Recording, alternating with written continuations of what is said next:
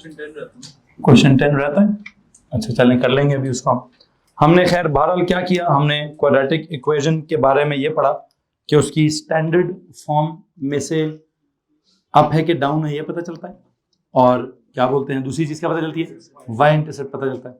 फिर उसकी factorised form से क्या पता चलता है, उसके एक्स इंटरसेप्ट पता चलते हैं। फिर उसकी कंप्लीटेड स्क्वायर फॉर्म से क्या पता चलता है, वर्टेक्स या लाइन ऑफ सिमेट्री भी पता चलती है। इस बुनियाद पर हमने क्या किया, इस बुनियाद पर आई थिंक मैंने कोई ऑलमोस्ट आपको 10 एग्जाम्पल्स में से 9 एग्जाम्पल्स वो कहते हैं आपने करा दी हैं, और आखिरी कोई एग्जाम्पल रहती थी, प्लीज बताइए आखिरी कौन सी एग्जाम्पल रहती है। y इज इक्वल टू क्या, minus 20x square plus 41x minus 20। Okay जी, अगर हम इसको फॉलो करेंगे प्लीज बताइए ये उसकी कौन सी शक्ल है, स्टैंडर्ड फॉर्म है। इसको फैक्टराइज्ड फॉर्म होती है, इसकी फैक्टराइजेशन नहीं होती, मतलब डेसिमल्स के आंसर्स आते हैं। ठीक है जी, खैर बात जो भी है, इससे पहले कि मैं अगली बात करूं, मुझे बताएं इसके एक्स स्क्वायर के कोफिशिएंट के नेगेटिव का मतलब क्या है। कि हम क्या बनाएंगे, हम इसको कैप शेप्ड बनाएंगे, मतलब ओपनिंग क्या होगा, वो ओपनिंग अपवर्ड नहीं होगा, ओपनिंग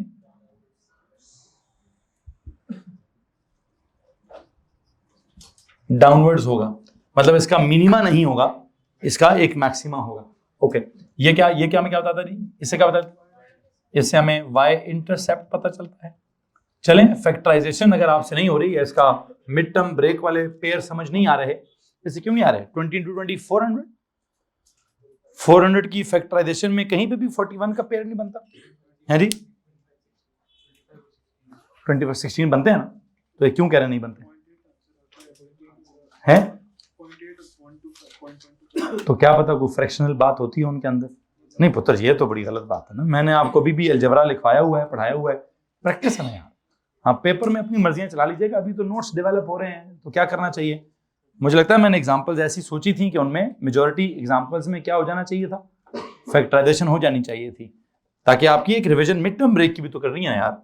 कैसे, 20 to 20 क्या होता है 400, एंड आई थिंक अगर मैं 400 की वो क्या होता है प्राइम फैक्टराइजेशन करूं, 2 क्या 200, इनमें से या तो 198 बनेगा या 202 बनेगा, आ रहा हूं उधर जा रहा हूं। फिर यहाँ पे 100 और 4 से या तो 104 बनेगा या 96 बनेगा।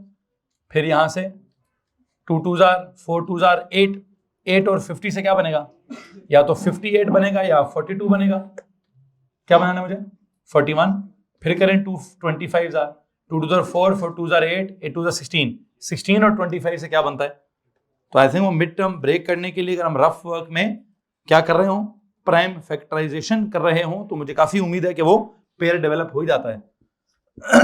-20x स्क्वायर, या क्या बनाओ, आई थिंक इसको बनाया जी क्या जनाब, plus 25x plus 16x minus क्या 20, चेक करें क्या कॉमन है, -5 क्या बनेगा, सॉरी -5x x नहीं 4x प्लस भी नहीं 4x -5, फिर यहाँ 4 कॉमन ले लें, 4x -5 क्या होगा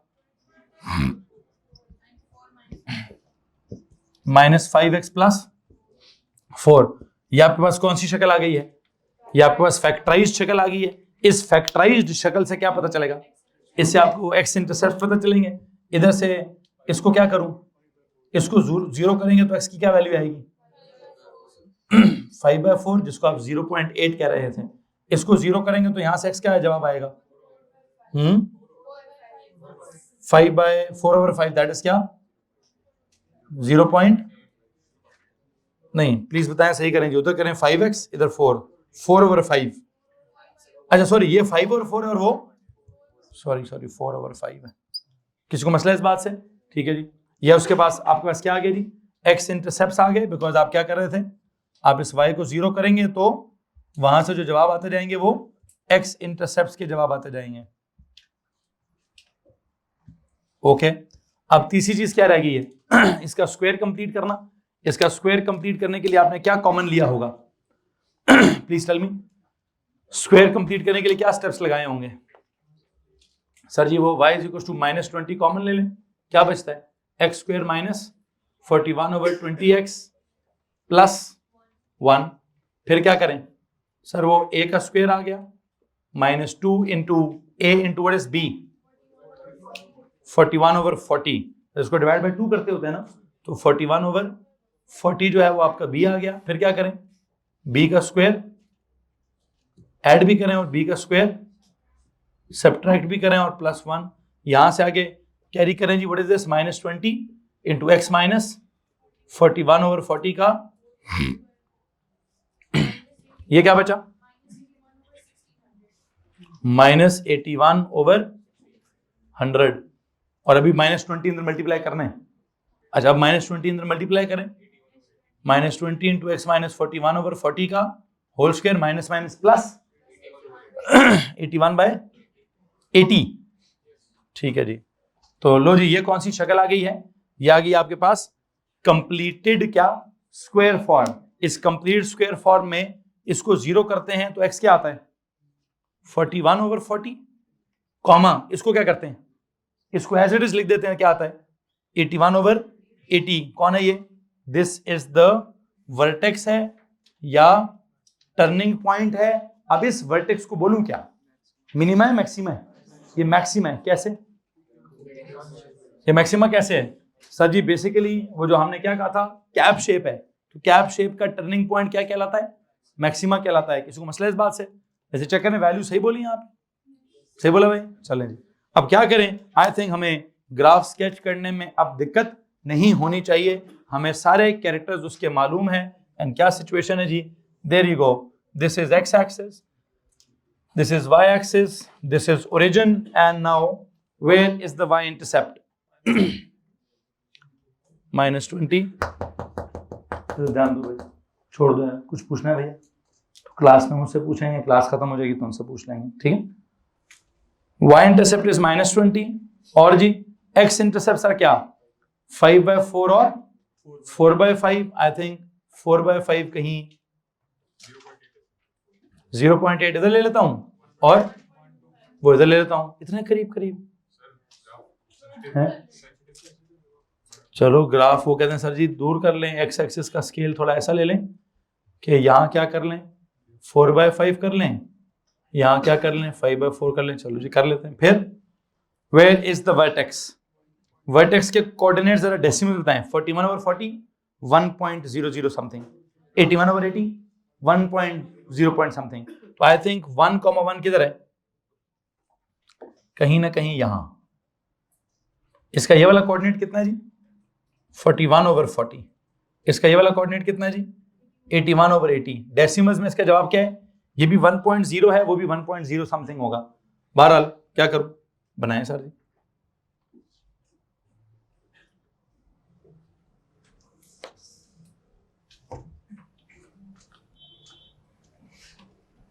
किसी को मसला है तो प्लीज हाथ खड़ा कर दीजिए। एनीवन? आप इसमें y इंटरसेप्ट भी दिखा रहे हैं, आप इसमें x इंटरसेप्ट भी दिखा रहे हैं, आप इसमें वर्टेक्स या मैक्सिमा या टर्निंग पॉइंट भी दिखा रहे हैं। मैं समझता हूं कि ग्राफ को स्केच करने के लिए अगर हमारा अलजेब्रा स्ट्रॉन्ग है तो हम पूरे का पूरा ग्राफ स्केच कर सकते हैं। आप अगर इस टॉपिक पे थोड़ा सा ध्यान दें कि बात क्या हो रही है, हम अपने किस सेक्शन में जा चुके हैं? हम अपने सेकंड सेक्शन के इख्तिताम की बात कर रहे हैं, लेकिन सारा काम किस पर बेस्ड है? सारा काम अलजेब्रा पर बेस्ड है। और अलजेब्रा में मैंने जो क्वाड्रेटिक इक्वेशन में, देखें एक बात याद रखिएगा, ओ लेवल में ना कि जो आपकी कोऑर्डिनेट ज्योमेट्री होती है या जो आपका ग्राफ्स वाला सेक्शन होता है, उसमें एग्जामिनर या जो ओ लेवल की किताब का अल्टीमेट टारगेट है वो क्या है? कि बच्चे को ना लीनियर इक्वेशन के ग्राफ की 100% अंडरस्टैंडिंग हो। ओ लेवल में क्या एक्सपेक्टेशन है?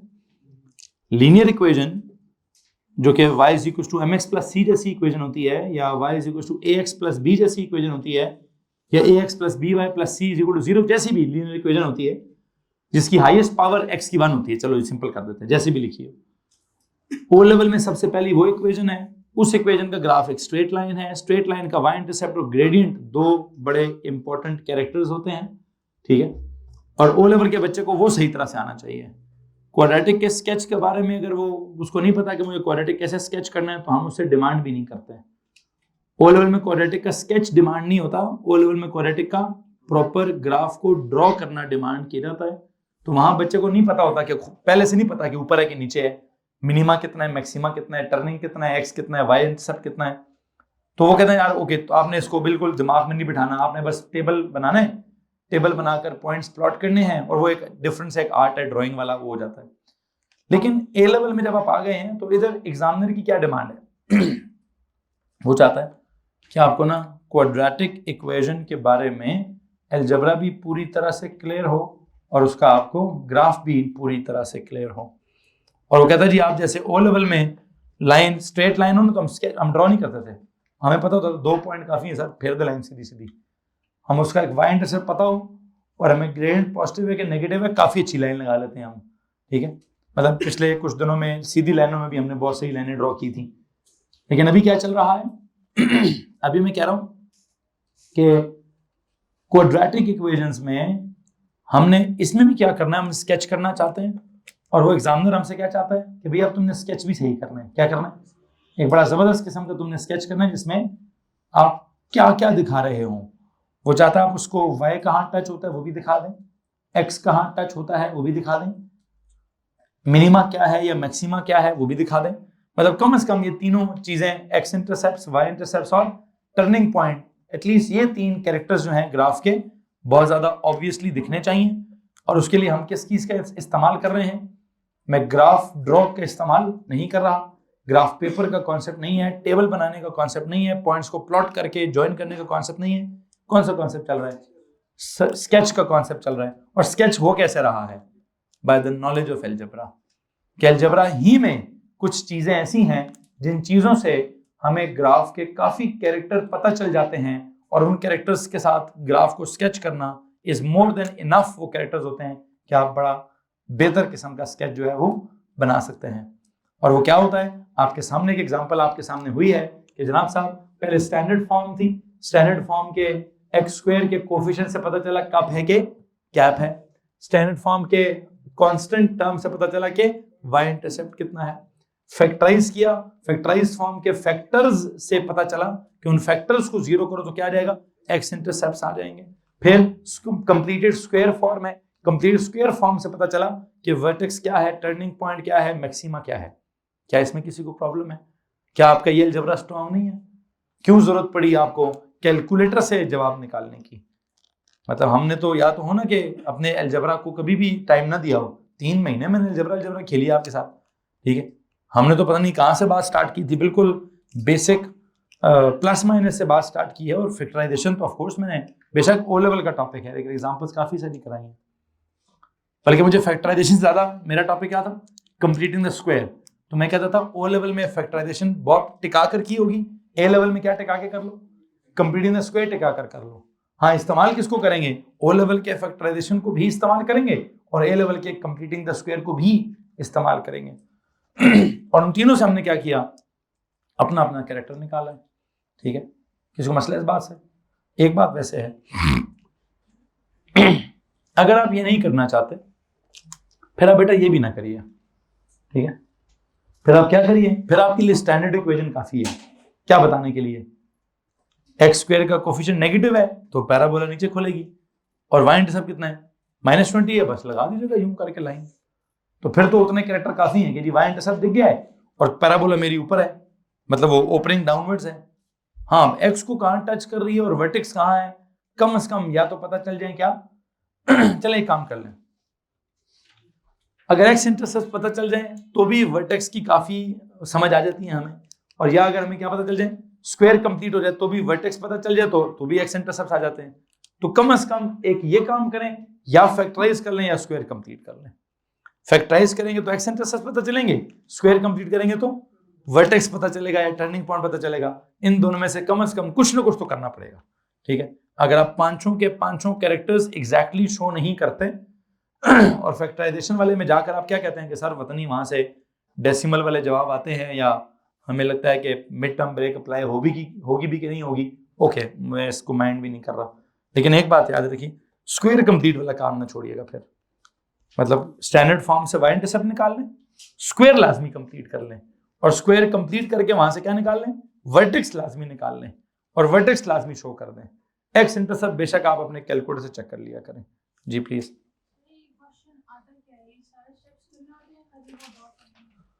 अब ये तो जब सवाल आएंगे तो आपको पता चल जाएगा। मैं तो अभी आपको अपना एक मेथडोलॉजी है वो सिखा रहा हूँ कि मुझे क्या करना चाहिए, मुझे स्टैंडर्ड फॉर्म से क्या मिलेगा, मुझे फैक्टराइज्ड फॉर्म से क्या मिलना चाहिए, मुझे स्क्वायर कंप्लीट फॉर्म से क्या मिलेगा। अब सवाल कैसा आएगा वो तो सवाल वाले की मर्जी होगी, वो इसी में से कुछ ना कुछ आएगा। हाँ, वो क्या पूछेगा क्या नहीं पूछेगा, क्या बताएगा क्या नहीं बताएगा। मैं तो बड़ा आसान काम कर रहा हूँ अभी, मैं तो अभी आपको एग्जाम के सवाल तक लेकर ही नहीं गया।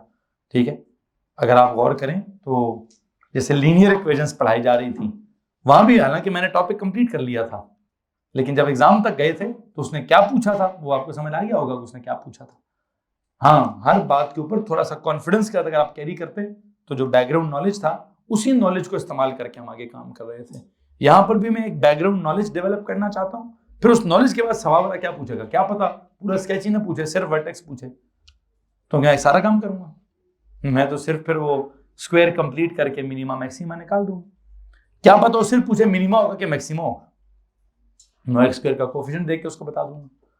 क्या पता वो पूछे एक्स इंटरसेप्ट पूछे तो मैं बस फैक्टराइज फॉर्म करके जवाब निकाल दूंगा।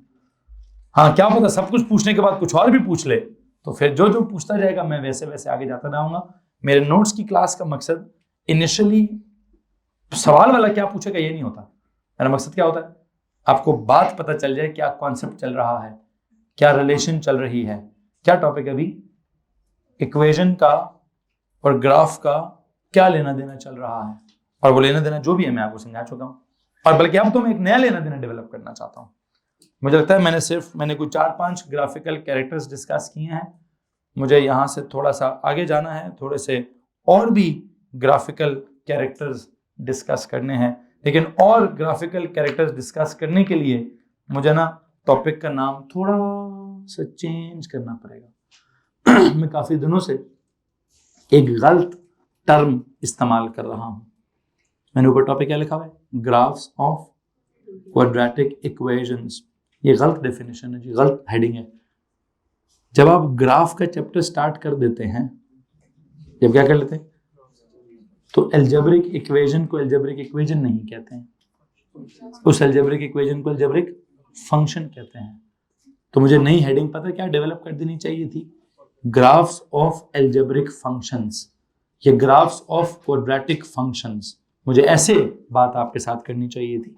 ठीक है, बहरहाल कोई बात नहीं, मुझे अगर अपना पहला पेज दिखा दीजिए जहां पे मैंने सिलेबस के कुछ ना कुछ नोट्स लिखे हुए हैं कि क्या क्या टॉपिक्स हैं, कैसे कैसे होंगे, कैसे कैसे नहीं होंगे। कहीं लिखा है सीधा सीधा बिस्मिल्लाह कीजिए। हाँ जी बच्चों, पहले पेज पे हमने कोई कंटेंट्स लिखे थे नहीं, बस सीधा सीधा मैथ्स। पहले क्या लिखा हुआ है सबसे, अरिथमेटिक्स लिखा हुआ है, फिर अलजेब्रा। हाँ, मतलब सीधे सीधे लिखे ग्राफ्स फंक्शंस एंड, मतलब एक लाइन में कि अलग अलग चैप्टर है, और फिर मैथ्स खत्म। अच्छा, उसके बाद ज्योमेट्री। ठीक है, खैर बहरहाल लेट मी टेल यू कि आपका मैथ्स कैसा डेवलप हुआ है। पहले सेक्शन का नाम था अरिथमेटिक्स, दूसरे का नाम था अलजेब्रा, तीसरे का नाम था ग्राफ्स। और मुझे लगता है मुझे ग्राफ्स की बात को कह देना चाहिए बस नहीं, मतलब सिर्फ ग्राफ्स को बस कह देना चाहिए। यहां से आगे अगला टॉपिक क्या निकलता है, आपने ग्राफ पर क्या लिखा, फंक्शंस, तो मुझे फंक्शंस कहना चाहिए। या मैं फंक्शंस कहूंगा या मैं ग्राफ्स ऑफ एल्जेब्रिक फंक्शंस कहूंगा। एल्जेब्रा मेरा खत्म हो चुका, ग्राफ्स मेरे खत्म हो चुके, फंक्शन मुझे स्टार्ट करना है, और किस नाम से करना है, पिछले दोनों नामों से करना है, ग्राफ्स ऑफ एल्जेब्रिक फंक्शंस। तो एल्जेब्रा इन्वॉल्व करेंगे, एल्जेब्रा का ग्राफ्स इन्वॉल्व करेंगे। लेकिन जब एल्जेब्रा का, जो इस जुमले को बस सुन लीजिए क्या कह रहा हूं मैं, जब एल्जेब्रा के ग्राफ्स डिस्कस होंगे, क्या कह रहा हूं मैं, जब किसी एल्जेब्रिक इक्वेशन के ग्राफ्स डिस्कस होंगे तो उस एल्जेब्रिक इक्वेशन को एल्जेब्रिक इक्वेशन नहीं कहेंगे, क्या कहेंगे, उसको एल्जेब्रिक फंक्शन कहेंगे। आप कहेंगे सर ये क्या बात हुई, बेटा प्योर एल्जेब्रा में टर्मिनोलॉजी कुछ और है और प्योर ग्राफ्स में टर्मिनोलॉजी कुछ और है। अगर आप इस y is equal to this को, ये तो प्योर अलजेब्रा की तरह लिखा हुआ है, y equal to -20 something something something, graphs में तो इसको ऐसे लिखे ही नहीं होना चाहिए, ग्राफ में तो उसको लिखना चाहिए f of x is equal to -20x² + 25x वगैरह वगैरह वगैरह, ठीक है। हाँ, आप कहेंगे सर एफ एक्स होता क्या है, मैं कहूँगा वाई ही होता है। क्या होता है? वाई ही होता है। एफ एक्स को वाई ही बोलते हैं, लेकिन हाँ बस आप कहेंगे सर वाई ज्यादा सीधा सीधा नहीं था, था भाई, सीधा सीधा था। सीधा सीधा मैथ्स पढ़नी हो तो ओ लेवल ही होता है, ठीक है, वो काफी होता है, उसमें जितनी सीधी सीधी मैथ्स पढ़नी थी पढ़ ली। और वहां तो फंक्शन जब पढ़ा तो मुझे नहीं लगता वहां ग्राफ श्राफ देखा है, वहां तो जब फंक्शन पढ़ाते हैं फिर इनवर्स फंक्शन पढ़ाते हैं, चैप्टर खत्म। खड़े पहला सेक्शन क्या पढ़ा था? अलजेब्रा, ये था आपका सेक्शन नंबर 1। दूसरा क्या पढ़ा? ग्राफ्स, ये कौन सा सेक्शन है जी? This is section number 2। And आपकी इतला के लिए अर्ज ये है कि यूं समझिए कि अभी हम क्या स्टार्ट कर रहे हैं? Functions, and that will be क्या? That will be section number 3। ऐसे जाएंगे। अगले पेज पे जाके ये हेडिंग दीजिए, algebra is the first section, graphs is the second section, and graphs के बाद क्या? functions is the क्या जनाब साहब? third section। function is the third section।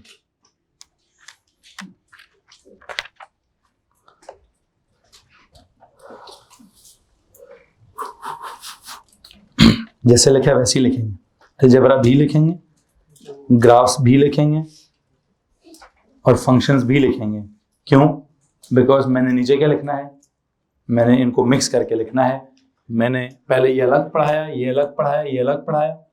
हाँ, वैसे अगर अभी आप मुझसे चाहते हैं तो मैं इसको अलग पढ़ा देता हूँ, एक ही लाइन पढ़ाऊंगा इसकी अलग से। क्या? या तो एफ एक्स वाली लाइन पढ़ा दूंगा, या फिर मैं कहूँगा वो क्या बोलते हैं, whenever any equation is referred in graphs, it is known as function। या any algebraic equation is known to be, is said to be, should be said क्या?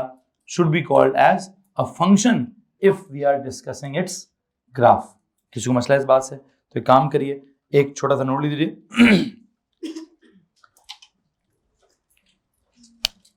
In graphs, the word equation should be replaced by the word function।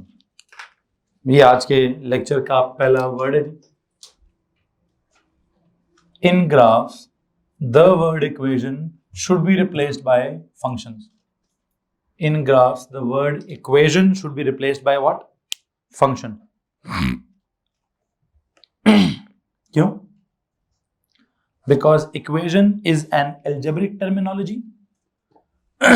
Because equation is an algebraic terminology, whereas function is a, I believe, क्या? graphical terminology। Whereas function is a graphical terminology। क्या करें जी? In graphs, the word equation should be replaced by the word function।